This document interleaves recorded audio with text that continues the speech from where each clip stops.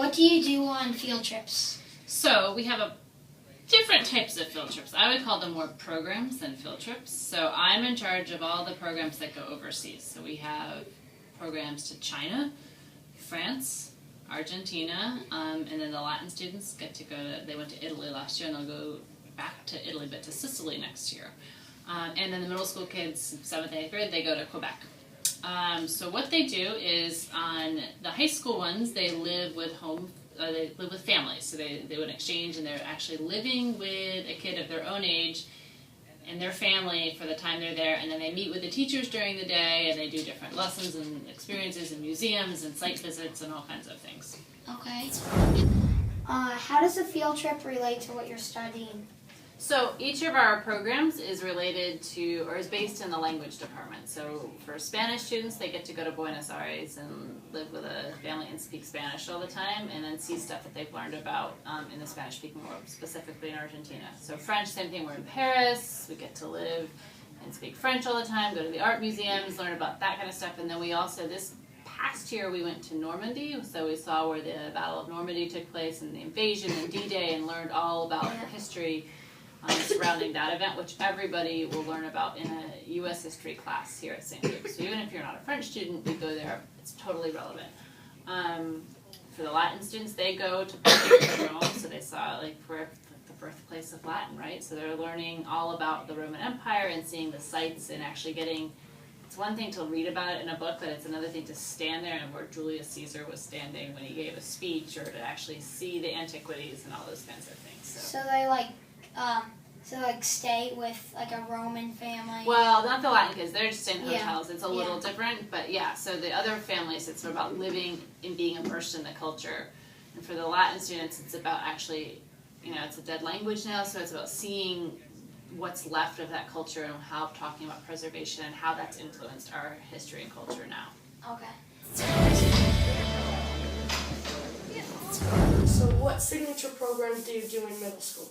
So in the spring, there's a big one called Discovering Voices, and on that day, students try out new things that are different than going to class like a regular day. So maybe in the morning you do yoga, and in the afternoon you might pretend you're in summer camp, and you're around a campfire with making s'mores and singing songs and playing fun games. Or maybe in the morning you are making a didgeridoo. That's a big instrument. It's really long. I don't know what it's made of actually, but it's played in Australia or New Zealand, the Aboriginal people, and so you build one of those and learn how to play it during the day.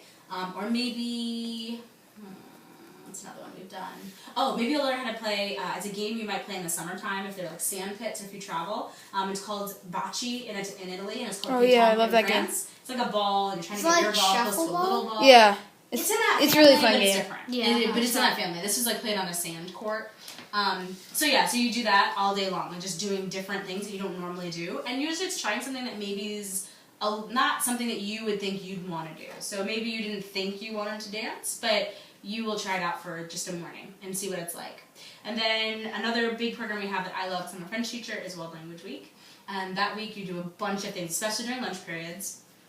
All the 5th grade, actually I think all the middle school, you get a passport, like a fake passport, and you get stamps if you do different activities, and our prizes if you participate a lot that week. Sometimes we bring in international speakers, sometimes our own families. Maybe there's a family who's their parents are from another country, or they're from another country, so the parents will come in and speak and talk about what it's like to live where they're from. Or maybe someone uses, they travel a lot, or they use international something as part of their job regularly. They'll come in and speak to us during lunchtime. Also, we sing a lot, definitely. We do poetry. Sometimes we do Valentine's Day. They do love grams, and you can give it to your sweetheart all over the school, and it's anonymous, and the upper schoolers deliver it to you. So during World Language Week, we usually do love grams in different languages. It's the languages we offer here usually, so French and Spanish. I think that's it for that. End of year is also the most fun ever. Did you guys do field day in elementary school? Yeah. So we do field day as a middle school, and you're broken into teams. There's blue, green, red, and yellow, or gold. And so you will be divided into teams with 6th and 7th and 8th graders, and they'll split up the 5th grade into 4 teams, and it's so much fun. I love that day. And then in the afternoon, we do the talent show, and I run the talent show. I don't do anything except help you practice and set up your act and put you in order and do all that kind of stuff. But the talent show is so much fun. So maybe, like, we don't offer orchestra here at St. Luke's, but maybe you play violin or play piano. You could do that. You can get up with your friends and just do a funny skit and act, anything you want, but it's super fun. And I think those are the big ones that I'm thinking about. I know there are other signature programs, but those are some of the big, all middle school gets involved types of things we like to do. What are the grade level signature programs? Okay, so the grade level signature programs through middle school. All right, let's talk about it then. Let me sort of see if I can go from 5th through 8th grade and tell you. In 5th grade, I think this is one of the signature programs. The citizenship program is one of our biggest, most important programs that we do in 5th grade. Also in 5th grade, you're going to have a major poetry project that you're going to all work on for a number of weeks in January, February. One of the great experiences that you have at the end of the year in 5th grade is you're going to go to Mystic Seaport and spend a day or 2 days and a night there. I'm not sure if your teachers have told you about that. So those are some of the real important things that we do in 5th grade. In 6th grade, one of the sort of signature experiences that you have is you start the year by going to Nature's Classroom. The first full week of school, we spend Wednesday, Thursday, and Friday at a campsite in Connecticut, and it's run by a group called Nature's Classroom, and you do all kinds of fun activities and games and team building experiences. You spend the night, it's 3 days and 2 nights. It's the entire 6th grade, and all the 6th grade teaching team go. That's really important in 6th grade. Let's see, what else do we do that's different in the 6th grade? Let me move on to the 7th grade. In the 7th grade, a couple of big experiences happen for you there. As far as a trip goes, you go to Gettysburg, Pennsylvania. You do that in the spring, and that's a 2 nights and 3 day trip. You spend time in Gettysburg, Pennsylvania, and in Amish country, which is in Lancaster County.